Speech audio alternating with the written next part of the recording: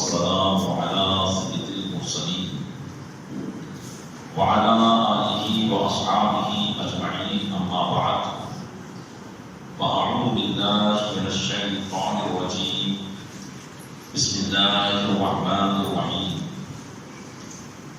محمد رسول الله والذين معه أشداء على الكفار رحماء بينهم آمنت بالله صدق الله مولانا العظيم وبلغنا رسوله النبي الأمين المكين الكريم ونحن على ذلك من الشاهدين والشاكرين والحمد لله رب العالمين.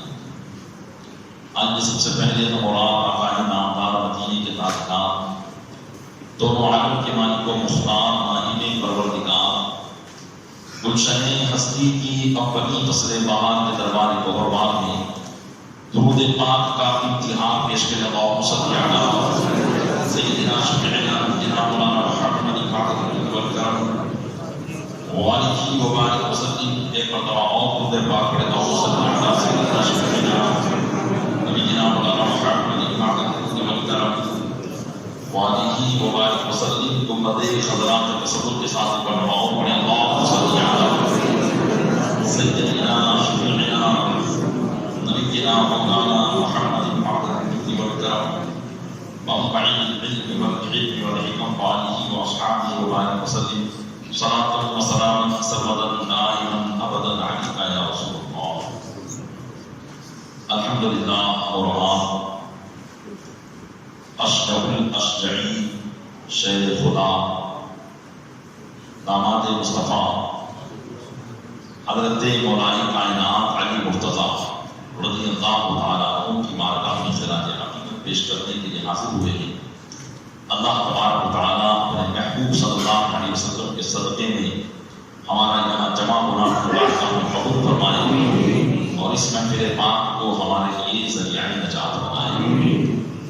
آمین بجائے نبی کے امین صلی اللہ تعالیٰ علیہ وآلہ وصحبہ تسلیم. اللہ تبارک و تعالیٰ اپنی کتاب لازوال قرآن پاک میں اپنے محبوب صلی اللہ علیہ وسلم اور ان کے صحابہ کی تعریف کچھ یوں ارشاد فرماتا ہے جیسا کہ آج قرآن پاک کے 36ویں پارے میں آپ لوگوں نے بھی یہ آیت کریمہ سماعت کی. تو اللہ ارشاد فرماتا ہے محمد رسول اللہ. سب سے پہلے تو یہ ذکر کیا کہ محمد اللہ کے رسول ہیں، یعنی رسول اکرم صلی اللہ علیہ وسلم کی سب سے پہلے رسالت کا اعلان کیا اور اس کے بعد جو اللہ نے ارشاد فرمایا ہے والذین معہ اشداء علی الکفار، اور جو ان کے ساتھ ہیں وہ کفار پر بہت سخت ہیں. ان کی ایمانی حقیقت کو بیان کیا. تو ان کے ساتھ کون ہیں؟ وہ صحابہ کرام علیہ رضوان ہیں جن کا ذکر اللہ تبارک و تعالیٰ نے یہاں فرمایا. لیکن کفار پر یہ سختی ان کی بلا وجہ نہیں ہے. یہ جو ایک ذہن دیا جاتا ہے کہ قرآن کافرین پر سختی کرنے کا حکم دیتا ہے یا ان کو قتل کرنے کا حکم دیتا ہے، جیسا کہ آج کل ایسا ماحول بھی بنایا جاتا ہے، جبکہ ایسا نہیں ہے. قرآن نے ان کافروں پر سختی کرنے کا حکم دیا جو کافرین اسلام کو ختم کرنے کے در پہ رہا کرتے تھے. یعنی ان کے روز و شب رات و دن ان کا یہی حال تھا اور وہ اسی فکر میں لگے رہتے تھے کہ ہم کیسے اسلام کو ختم کر دیں. اور وہ مراد کفار مکہ تھے کہ جن کی ہر سرگرمی، ہر دن کی سوچ، ہر دن کی فکر یہی رہا کرتی تھی کہ ہم اسلام کو بس ختم کر دیں. تو اب ظاہر سی بات ہے کہ اسلام پھر ہاتھ باندھ کر تو بیٹھ نہیں جانے والا کہ جو چاہے مسلمان کو مارے، جو چاہے اس پر ظلم و ستم کھائے۔ تو اللہ تبارک و تعالیٰ نے ارشاد فرمایا تھا کہ ان کو جہاں پاؤ قتل کرو، یہ ان کفار کے لیے تھا۔ لیکن جب اسلامی ماحول عرب کے علاقوں میں بس گیا اور دور دور تک اسلام کی لیے امن قائم ہو گیا، تب کہیں بھی اللہ کے محبوب صلی اللہ علیہ وسلم لشکر کشی کے لیے اپنے صحابہ کو بھیجا کرتے تھے تو یہ ارشاد فرمایا کرتے تھے کہ دیکھو جو تمہارے سامنے آئے ان سے جنگ کرنا، اور جو گھر میں بیٹھا ہو اس کی چھیڑ چھاڑ نہ کرنا، نہ بوڑھے پر ہاتھ اٹھانا، نہ بچوں پر ظلم کرنا، اور نہ ہرے درختوں کو کاٹنا، اور نہ کہیں پر آگ لگانا۔ یہ خود رسول اکرم صلی اللہ علیہ وسلم اپنے صحابہ کو تنبیہ کیا کرتے تھے۔ تو یہ اسلام کا وہ مذہب تھا۔ تو یہاں تو یہ بیان کیا گیا کہ اشداء علی الکفار، جو ان کے ساتھ ہیں وہ کفار پر سخت ہیں، یعنی ان کی ایمانی حمیت یہ ہے، ایمانی محبت یہ ہے کہ ایمان اور اسلام کے خلاف اگر کوئی اپنی آواز بار کرتا ہے اور اسلام کو مٹانے کی کوشش میں لگا رہتا ہے، اسلام کو ختم کرنے کی کوشش میں لگا رہتا ہے، تو یہ میرے محبوب کے صحابہ اسلام سے وہ محبت کرنے والے ہیں کہ چاہے وہ دشمن پھر ان کا باپ کیوں نہ ہو، وہ دشمن چاہے ان کا بیٹا کیوں نہ ہو، یہ ان پر بہت زیادہ سخت ہے۔ یہ ارشاد فرمایا۔ اسی لیے حضرت ابو عبیدہ بن جراح نے جنگ بدر میں اپنے باپ جراح کو قتل کر دیا۔ وجہ کیا تھی؟ یہی ایمانی حمیت تھی کہ وہ اسلام کو مٹانے کے لیے آیا تھا۔ حضرت عمر فاروق اعظم رضی اللہ تعالیٰ عنہ نے اپنے سگے ماموں کو جنگ بدر میں قتل کر دیا۔ وجہ کیا تھی؟ کہ وہ اسلام کو مٹانے آیا تھا۔ اسی طریقے سے کئی مسلمان قریشی صحابہ نے اپنے کئی رشتہ داروں کو قتل کیا۔ وجہ یہی تھی کہ وہ اسلام کو مٹانے آیا تھا۔ اللہ نے اسی لیے فرمایا کہ جو ان کے ساتھ ہیں وہ کفار پر بہت زیادہ سخت ہیں۔ کب؟ جب کہ کفار اسلام کو مٹانے کی کوشش کریں۔ لیکن دوسری صفت بیان کی، رحماء بینہم، لیکن آپس میں ایک دوسرے کے ساتھ بہت زیادہ نرم دل ہیں۔ ان کا معاملہ مسلمانوں کے ساتھ بہت رحم دلی والا ہے کہ کسی پر سختی نہیں کیا کرتے ہیں۔ اور ہم فرماتے ہیں کہ یہ آیت کریمہ جو پوری، جس میں اور بھی صفت بیان کی، اللہ آگے فرماتا ہے تراہم رکعا سجدا یبتغون فضلا من اللہ ورضوانا، کہ وہ تم ان کو دیکھو گے تو رکوع کرتا ہوا پاؤ گے یا سجدہ کرتا ہوا پاؤ گے، اور یہ رکوع اور سجدہ کرنا اللہ کے فضل کو تلاش کرنے کے لیے ہوگا۔ سیماہم فی وجوہہم من اثر السجود، ان کی علامت ان کی پیشانیوں میں ہوگی سجدوں کے نشان کی وجہ سے۔ تو یہ تمام باتیں اللہ تبارک و تعالیٰ نے اپنے محبوب کے صحابہ کے لیے بیان فرمائی، اور ہم فرماتے ہیں کہ اس سے مراد بالخصوص وہ 4 صحابہ ہیں جو حضرت صدیق اکبر ہیں، فاروق اعظم ہیں، حضرت عثمان غنی اور ملائک کائنات۔ اس لیے اعلیٰ حضرت نے فرمایا صدق و عدل و فضل و ہمت میں 4 سو شعرے ہیں ان چاروں کے۔ اللہ تبارک و تعالیٰ نے بھی ان کا خصوصیت کے ساتھ ذکر کیا ہے، اور حضرت علی رضی اللہ تعالیٰ عنہ جن کی یاد منانے کے لیے ہم حاضر ہوئے، ان کا مقام و مرتبہ تو یہ ہے کہ تہجدات میں اعلیٰ حضرت رضی اللہ تعالیٰ عنہ فرماتے ہیں کہ وہ شیر حق اور شیر خدا و رسول اشجع الاشجعین ہیں۔ ان کا معاملہ کیا ہے کہ جب میدان میں اترتے ہیں تو معاملہ یہ رہتا ہے کہ پہلے تسلیم علی میدان میں سر جھک جاتے ہیں تلواروں پہ۔ یہ ان کا جو ہے مقام و مرتبہ ہے۔ درود پاک پڑھتا ہوں صلی اللہ علیہ وسلم۔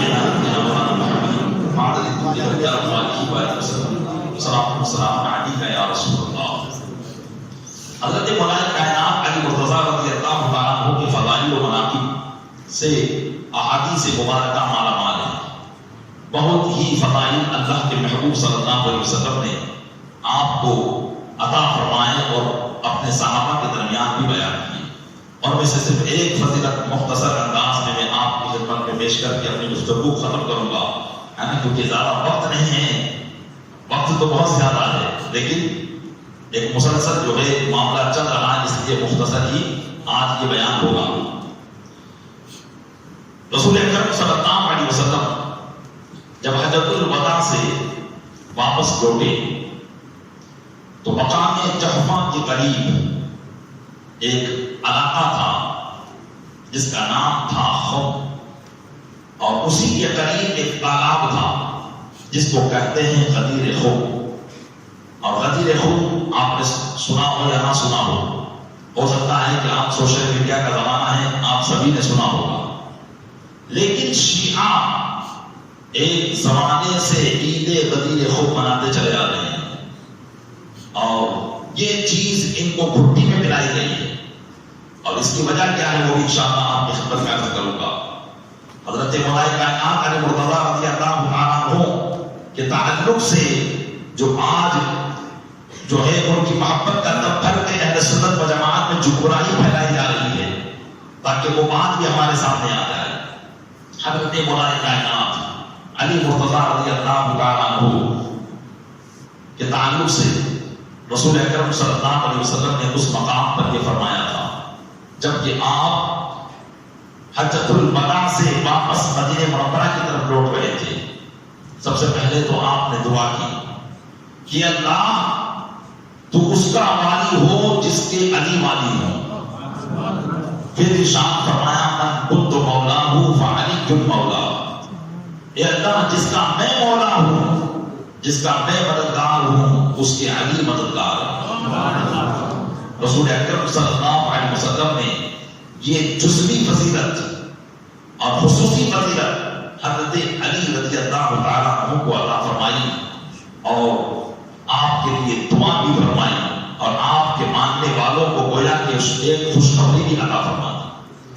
اب یہ حدیث پاک ہے، یقیناً صحیح حدیث ہے، اور اس پر ہمارا ایمان ہے۔ میرے آقا مولا کائنات علی مرتضیٰ رضی اللہ تعالیٰ عنہ یقیناً مولا کائنات ہے، اس لیے کہ آپ کو رحمت کائنات نے مولا کائنات فرمایا ہے۔ لیکن یہاں مولا کا معنی کیا ہے؟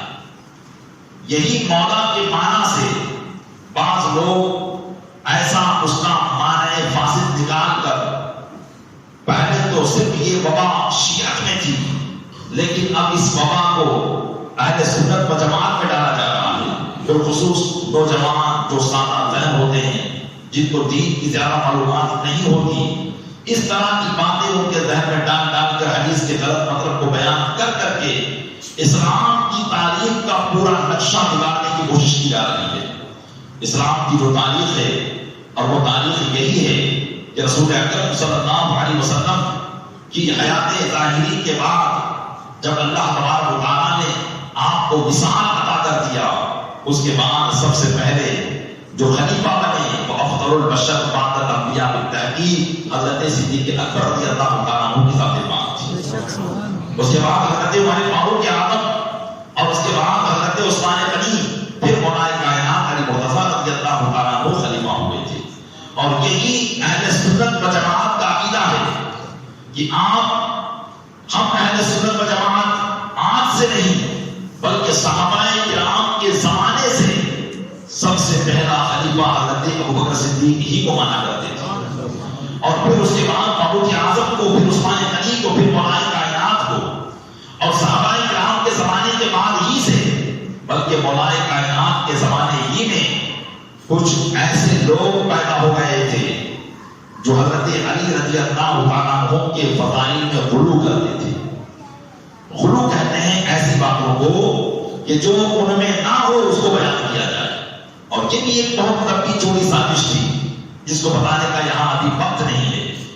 تو غلو کرتے تھے، اور معاذ اللہ حضرت علی رضی اللہ تعالیٰ عنہ کو ان صحابہ سے جن کو اللہ کے محبوب صلی اللہ علیہ وسلم نے مراتب علیہ عطا کیے تھے، جیسے حضرت صدیق اکبر اور فاروق اعظم، ان سے مراتب میں بڑا جانتے تھے۔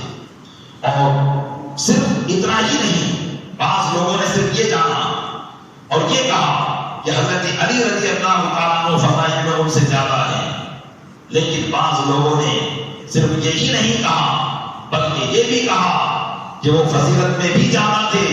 اور صدیق اکبر رضی اللہ تعالیٰ عنہ نے جو خلافت لے لی تھی وہ حضرت علی کا حق تھا. خلیفہ بلا فصل یعنی رسول اللہ کے ڈائریکٹ خلیفہ وہ حضرت علی رضی اللہ تعالیٰ عنہ ہی تھے. یہ بات پہلے شیعت میں تھی لیکن اب کچھ سنی شیعوں کے اندر بھی یہ باتیں آ رہی ہے جو اپنے آپ کو سنی ظاہر کرتے ہیں لیکن حقیقت میں ان کے دلوں میں بھی اسی طریقے کی خباثت بھری ہوئی ہے. اور وہ دلیل کیا لاتے ہیں؟ دلیل میں یہی حدیث پاک لاتے ہیں کہ جب رسول اللہ صلی اللہ علیہ وسلم نے اپنی حیات ظاہری میں ان کو مولا بنا دیا تو پھر حضرت صدیق اکبر کو مولا نہیں بننا تھا یعنی خلیفہ نہیں بننا تھا. اب میں آپ کے سامنے پیش کرتا ہوں کہ مولا کا معنی خلیفہ ہوتا ہے. علماء فرماتے ہیں کہ مولا کا معنی خلیفہ قطعی طور پر نہیں ہوتا. اس لیے کہ اگر مولا کا معنی خلیفہ ہوتا تو خود اسی حدیث پر آپ غور کر لیجئے. اللہ کے محبوب صلی اللہ علیہ وسلم نے کیا فرمایا؟ فرمایا من کنت مولا فعلی مولا. یعنی آپ نے یہ فرمایا کہ میں جس کا مولا ہوں علی اس کے مولا ہیں. تو کیا رسول اللہ صلی اللہ علیہ وسلم کسی کے مولا ہیں؟ اور مولا کا معنی خلیفہ ہوا تو اس کا مطلب یہ ہوگا کہ رسول اللہ صلی اللہ علیہ وسلم تمام لوگوں کے خلیفہ ہیں جبکہ رسول اکرم صلی اللہ علیہ وسلم تو خود بنفس نفیس اللہ تبارک و تعالیٰ کے نائب مطلق ہیں. تو مولا کا معنی خلیفہ ہو ہی نہیں سکتا. مولا کا معنی اگر آپ عربی لغت میں ڈکشنری میں بھی تلاش کریں گے تو مولا کا معنی ہوتا ہے ایک تو مولا کا معنی ہوتا ہے آقا اور ایک مولا کا معنی ہوتا ہے غلام. غلام کو بھی عربی میں مولا کہتے ہیں لیکن کون سا غلام؟ جس غلام کو آزاد کر دیا گیا ہو. جیسے مثال کے طور پر زید کا بکر غلام تھا تو زید نے بکر کو آزاد کر دیا تو اب جو بکر ہوگا وہ زید کا مولا کہلائے گا مطلب زید کا آزاد کیا ہوا غلام. تو مولا کا معنی آزاد کردہ غلام بھی ہوتا ہے اور مولا کا معنی آقا بھی ہوتا ہے. مولا کا معنی مددگار بھی ہوتا ہے. مولا کا معنی مدد کرنے والا بھی ہوتا ہے. تو اب یہاں جو حدیث پاک میں رسول اکرم صلی اللہ علیہ وسلم ارشاد فرما رہے وہ یہی ارشاد فرما رہے ہیں کہ جس کا میں مددگار ہوں اس کے علی مددگار ہیں. اسی لیے ان کو مولا کائنات کہا گیا کیونکہ رسول اکرم صلی اللہ علیہ وسلم بھی مولا کائنات ہیں. کیونکہ آپ بھی ساری کائنات کی مدد کرنے والے ہیں تو حضرت علی بھی ساری کائنات کی مدد کرنے والے ہیں. تو یہاں مولا کا معنی خلیفہ کبھی بھی نہیں ہو سکتا ہے. اس لیے کہ اگر مولا کا معنی یہاں خلیفہ ہوتا تو یہ لفظ تو اللہ کے لیے بھی استعمال کیا گیا. یہ لفظ اللہ کے لیے بھی استعمال کیا گیا. قرآن کریم اللہ ارشاد فرماتا ہے اللہ مولاہ و جبریل و صالح المؤمنین کہ اللہ مسلمانوں کا مددگار ہے اور جبریل بھی مولا ہے. تو اگر مولا کا معنی خلیفہ ہوا تو جبریل کس کے خلیفہ ہو گئے؟ اللہ کس کا خلیفہ ہوا معاذ اللہ. تو بہرحال اس مولا کا معنی یہاں خلیفہ کیا یہ نہیں جا سکتا ہے. اور پھر یاد رکھیں اسلام کے اندر خلافت یہ کوئی معمولی سی چیز نہیں تھی بلکہ خلافت اسلام کے اندر رسول اللہ صلی اللہ علیہ وسلم کے بعد بہت بڑی اہمیت کی حامل تھی. اس لیے کہ مسلمانوں کے ظاہر باطن اندرونی نظام اور بیرونی نظام مسلمانوں کے دینی نظام اور دنیاوی نظام جب تک رسول اللہ صلی اللہ علیہ وسلم باقاعد حیات ظاہری رہے اس وقت تک یہ دونوں نظام آپ کے ہاتھ میں تھے. آپ ہی مسلمانوں کے دینی نظام کو بھی قائم کرتے تھے اور آپ ہی مسلمانوں کے دنیاوی نظام کو بھی چلاتے تھے. دنیاوی حکومت بھی آپ نے مسلمانوں کی چلائی اور دینی معاملات بھی آپ نے کیے. تو یہ ایک اتنا بڑا معاملہ تھا کہ آقا علیہ السلام کے بعد اس دینی نظام کو کون چلائے گا. تو سرکار دو عالم صلی اللہ علیہ وسلم نے تو اس معاملے میں کوئی تصریح صراحت کے ساتھ نہ فرمائی. بعد میں صحابہ کرام نے اپنے اتفاق سے حضرت صدیق اکبر رضی اللہ تعالیٰ عنہ کو ان سارے دینی اور دنیاوی نظام کا نائب مطلق قرار دیا جو رسول اکرم صلی اللہ علیہ وسلم فرمایا کرتے تھے۔ تو اب اگر حضرت علی رضی اللہ تعالیٰ عنہ کے لیے رسول اکرم صلی اللہ علیہ وسلم خلافت کا اعلان کرتے تو ایک ایسے لفظ سے نہ کرتے جس لفظ کے کئی معنی ہوتے ہیں، بلکہ اس کے لیے ایک ایسا لفظ لایا جاتا جس کا ایک ہی معنی ہوتا تاکہ سب جان لیتے کہ ہاں حضرت علی کو ہی خلیفہ بنایا گیا ہے۔ تو حضرت علی رضی اللہ تعالیٰ عنہ کو یہ کہنا کہ حضرت صدیق اکبر سے وہ افضل ہیں یا حق صدیق اکبر نے ان کا چھین لیا تھا، یہ حضرت علی کی فضیلت نہیں ہے، یہ حضرت علی کی فضیلت کو بیان نہیں کرنا ہے، بلکہ یہ حضرت علی رضی اللہ تعالیٰ عنہ کی شان کو گستاخی کرنا ہے۔ کیوں؟ اس لیے کہ حضرت مولا کائنات علی مرتضیٰ رضی اللہ تعالیٰ عنہ نے خود اپنی خلافت کے زمانے میں، جبکہ آپ تمام مسلمانوں کے خلیفہ تھے، امیر المومنین تھے، اسلام کے بادشاہ تھے، اس وقت آپ نے یہ اعلان کیا تھا کہ جو شخص مجھے حضرت صدیق اکبر اور فاروق اعظم پر فضیلت دے گا میں اس کو 80 کوڑے لگواؤں گا۔ کیوں 80 کوڑے لگواؤں گا؟ اس لیے کہ وہ بہتان باندھ رہا ہے اور اسلام کے اندر بہتان کی سزا 80 کوڑے ہیں۔ تو پتا چلا کہ حضرت علی رضی اللہ تعالیٰ عنہ خود اس بات کو جانتے تھے۔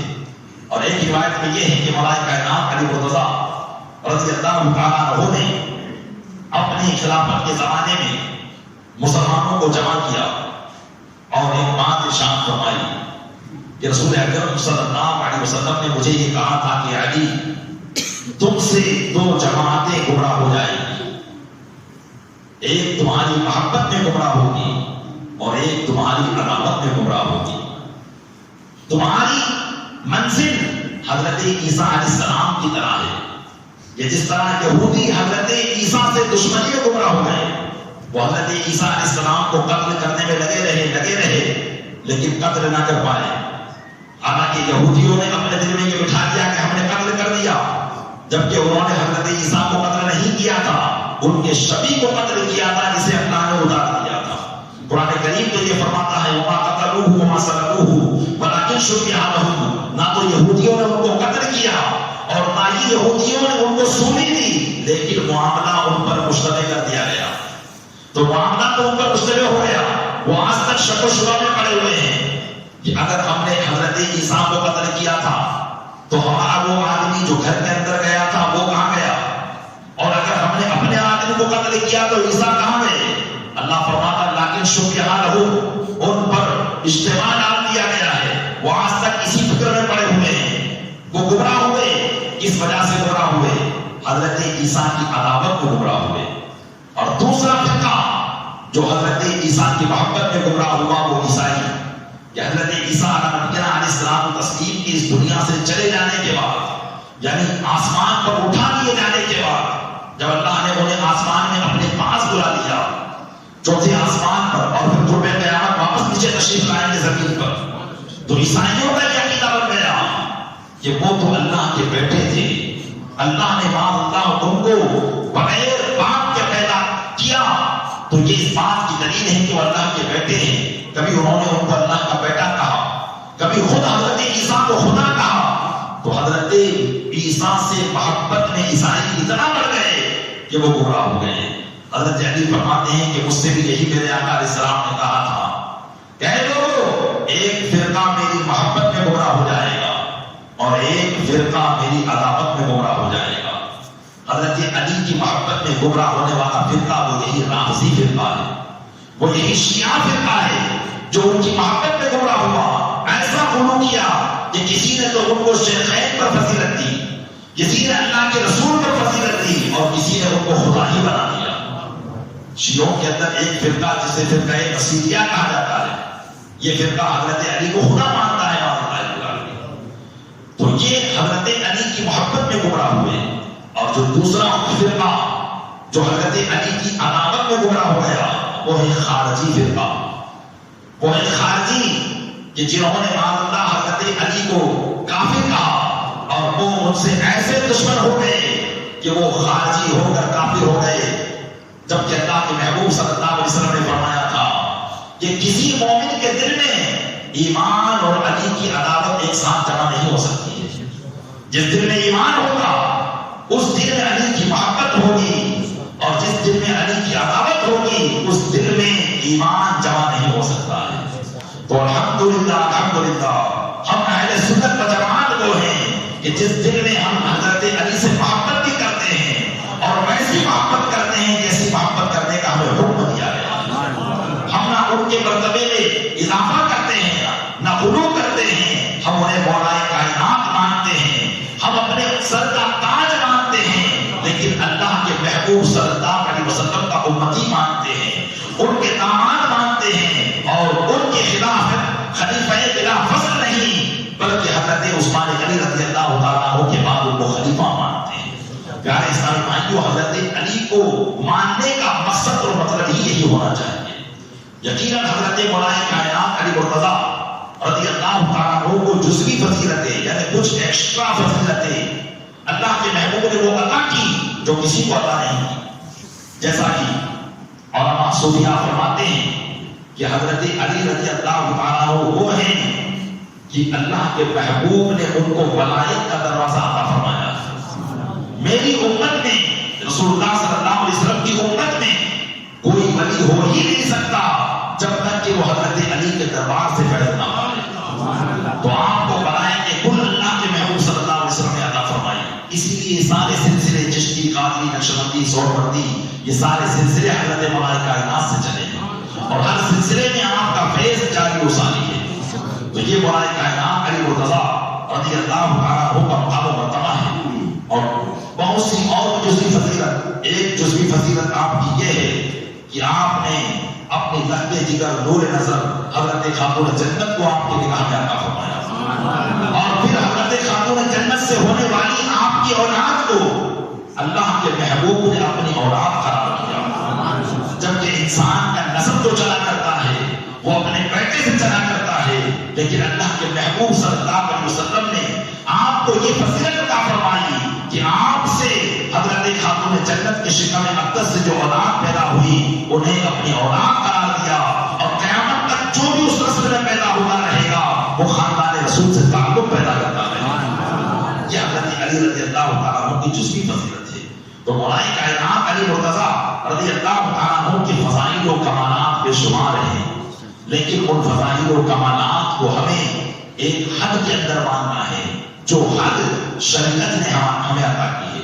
اب اس حد کا اندازہ ہم نہیں لگا سکتے وہ حد کتنی ہے، لیکن جو شریعت نے قانون بیان کر دیا اسی قانون کے تحت ہمیں اس کی فضیلت ماننا ہے. تبھی ہم صحیح معنوں میں حضرت علی سے محبت کرنے والے ہوں گے. اگر اس حد سے باہر جاتے ہیں تو یا تو رافضی میں چلے جائیں گے یا خارجیت میں چلے جائیں گے. اللہ تبارک و تعالی حضرت علی کی محبت جس طریقے سے کرنے کا حق ہے اسی طریقے